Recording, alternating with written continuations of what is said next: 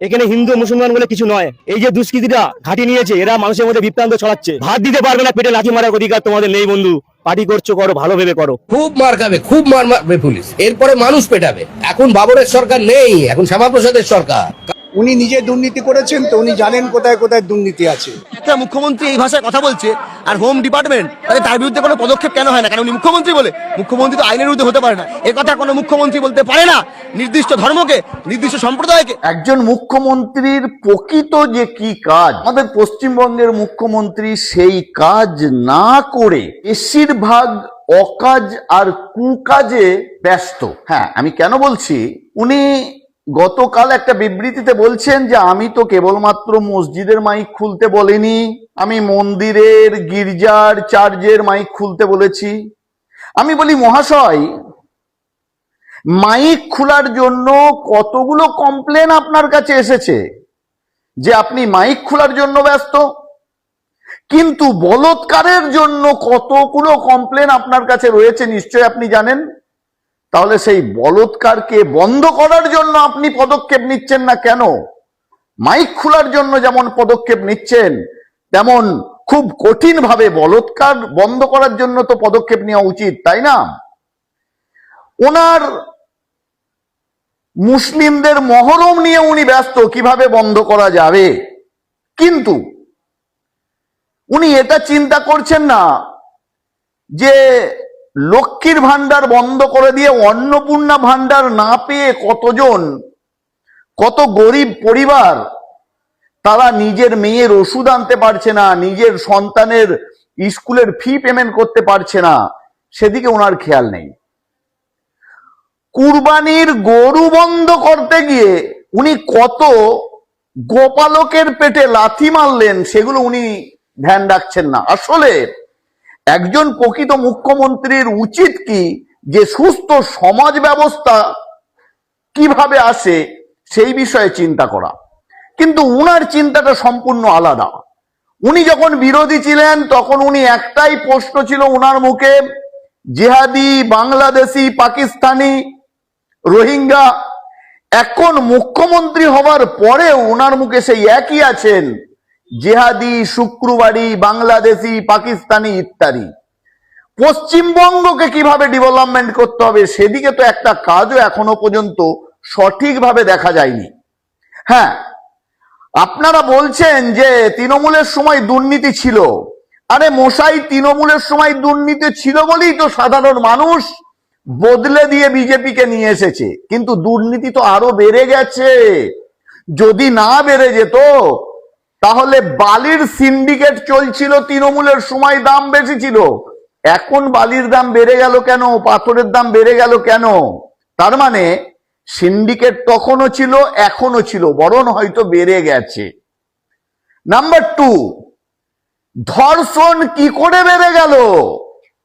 Number 3,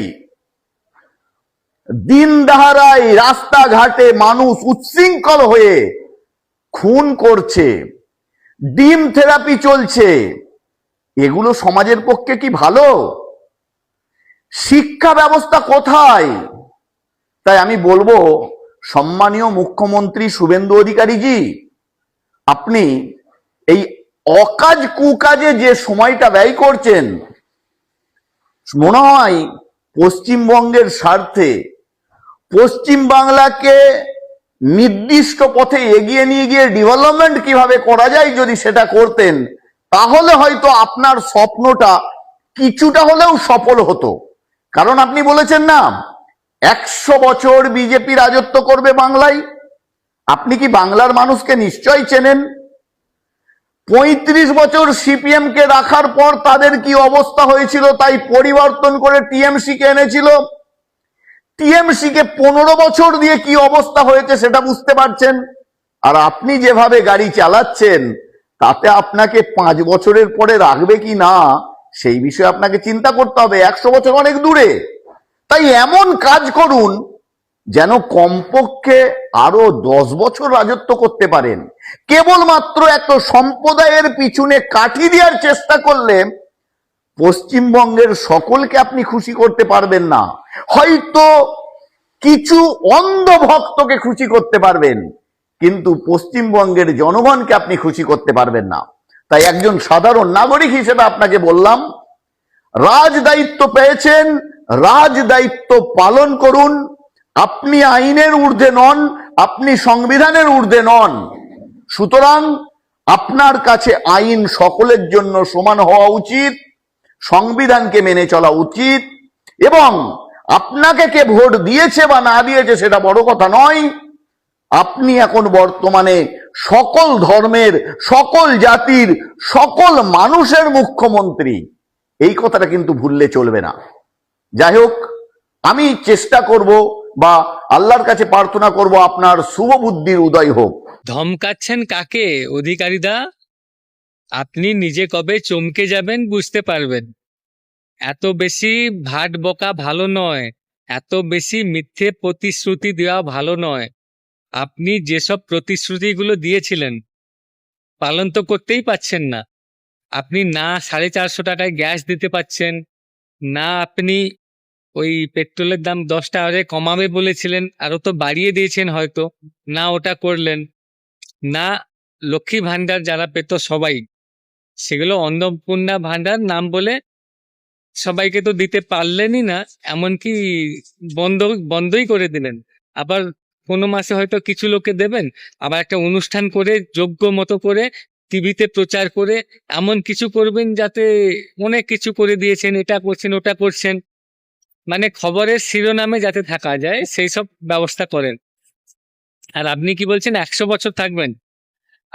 আমি তো আপনাকে বলছি 100 বছর ছেড়ে দিন, 2029 সাল পর্যন্ত টিকতে পারে কিনা আপনারা আপনাদের দল দেখে নেবেন, ঠিক আছে? এই জন্য বলছি কি, বেশি ফালতু বেশি ভাট বকে লাভ নেই। সাধারণ মানুষ এখন থেকেই বলতে শুরু করে দিয়েছে, অনেকদিন আগে থেকে, দিদি অনেক ভালো ছিল, দিদিকে ফেরত নিয়ে আসা হোক। আপনারা তো কোনো কিছু কোনো কালে প্রকল্পগুলো দেন কিনা আমাদেরও জানা নেই, কোনো রাজ্যে সবসময় চালিয়ে রেখেছেন বা কি করেছেন।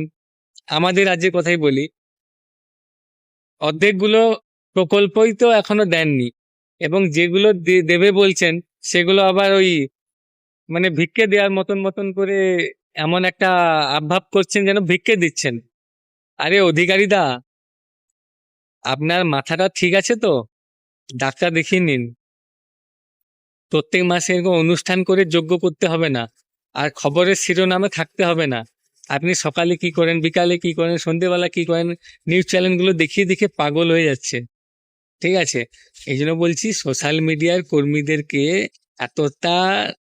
এতটাই ধমকানো দেখানো কোনো কিছু দরকার নেই।